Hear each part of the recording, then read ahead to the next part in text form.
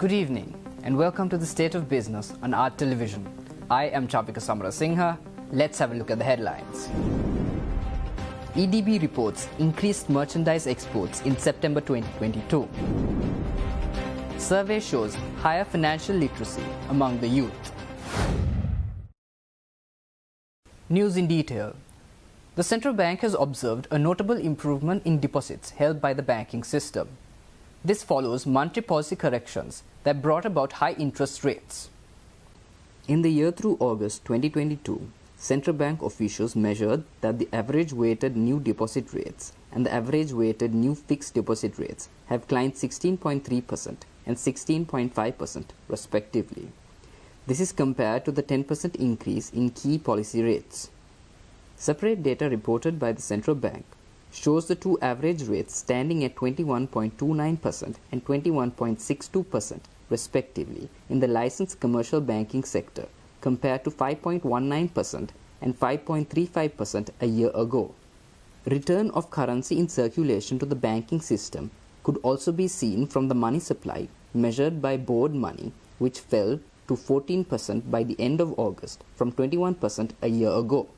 This follows demand destruction policies implemented from April onwards by the central bank and the government. Licensed banks are seen closing lending almost entirely in fear of large defaults on borrower weakness. Banks have recently begun aggregating these customer deposits and putting them towards short-term treasury bills, which now yield over 30%. This provides them with comfortable margins at lower cost. Central Bank Governor Dr. Nandalal Veerasinghe yesterday confirmed that the government is embarking on the process towards reverse graduation.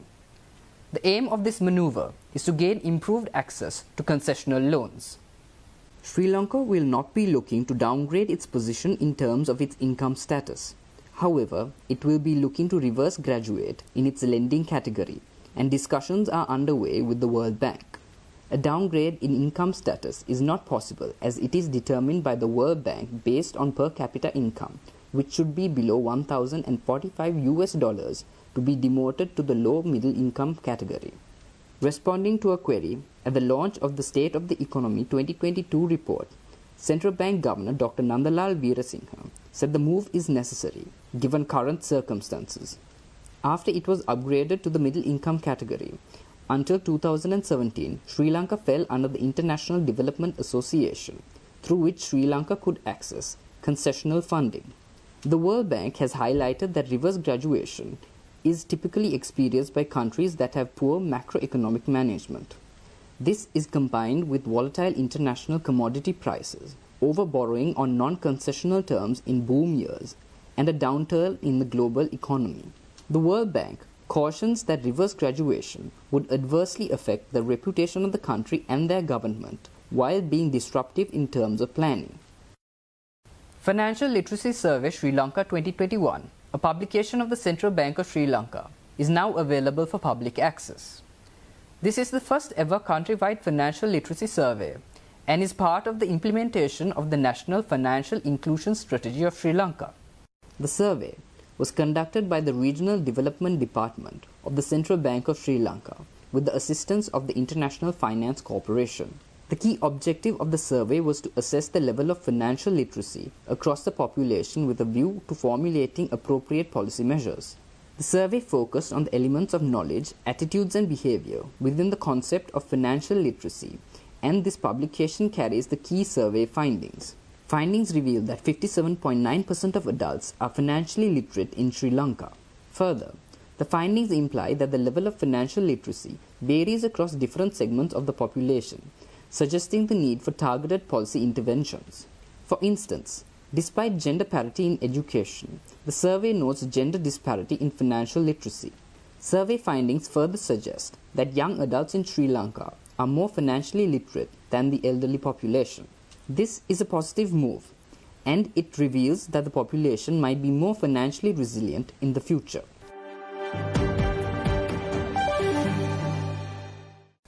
Stay tuned. We will return after this commercial break.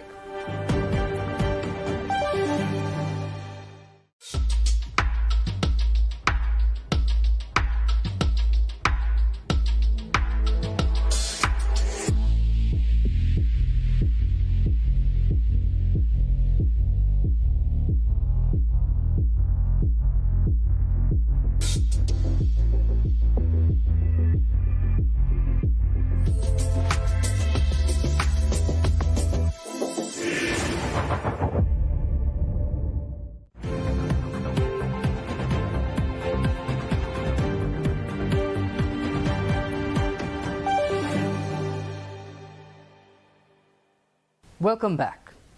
Earnings from merchandise exports increased 5.75% year-on-year to $1,093.98 million in September 2022, as per Sri Lanka Customs data.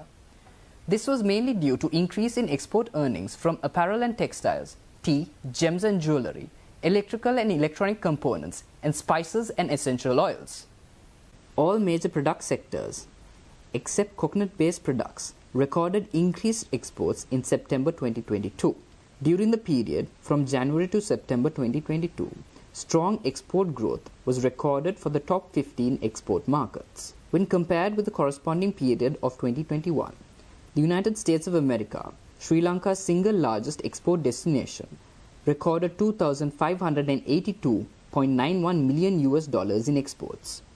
This is a significant year-on-year increase of 18.73%. Exports to the United Kingdom, the second largest trading partner, recorded an increase of 11.68% to $758.93 million.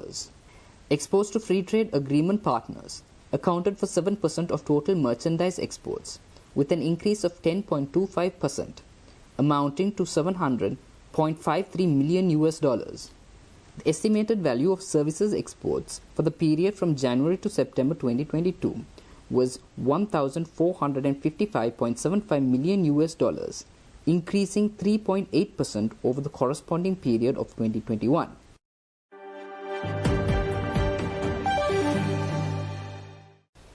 Minister of Industries Dr. Ramesh Pathirana yesterday inspected the main office of the Industrial Technology Institute.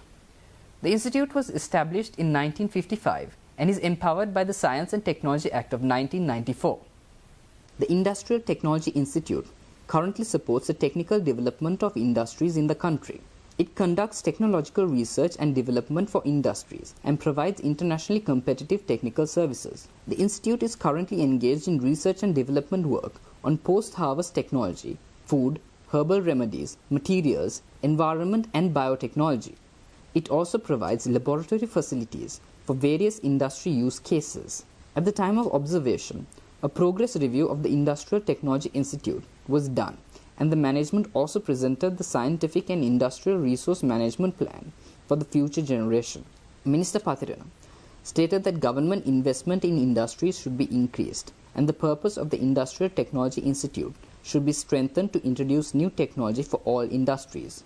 The minister also pointed out that in order to compete with global product demand and to achieve economic benefit, industries should be supported by modern technical methods. He further stated that products which have attracted attention through traditional industries should be elevated through the use of modern technology and be presented to the world through a value chain production program.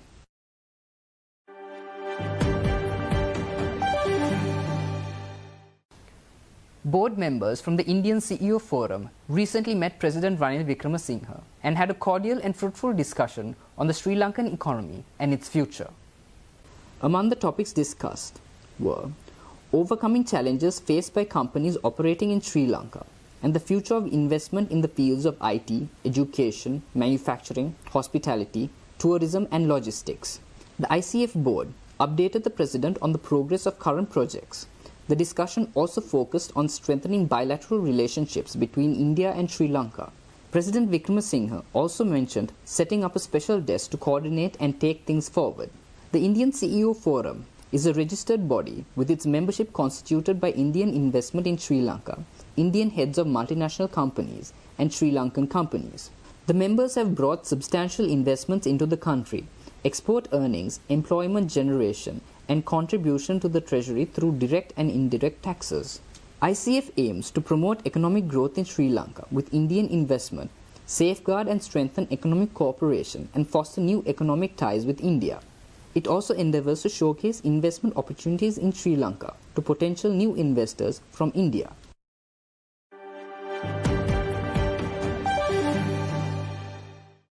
Stay tuned for stock updates.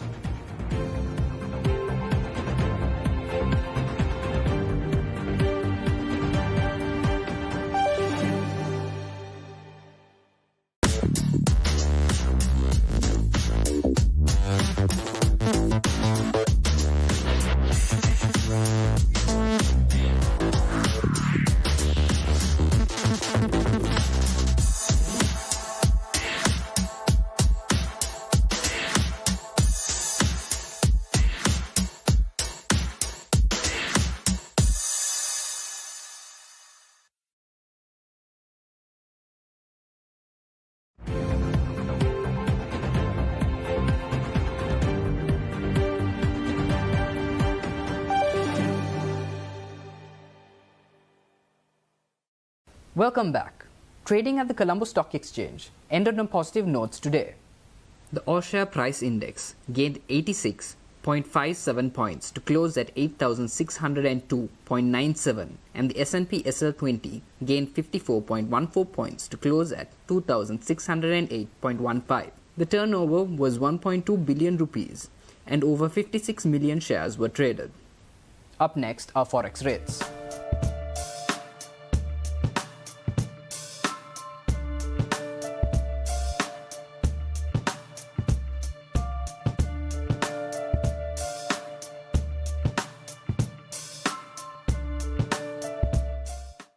That's all our news for today. For this and more, subscribe to our channel on YouTube and follow us on Facebook. Take care and good night.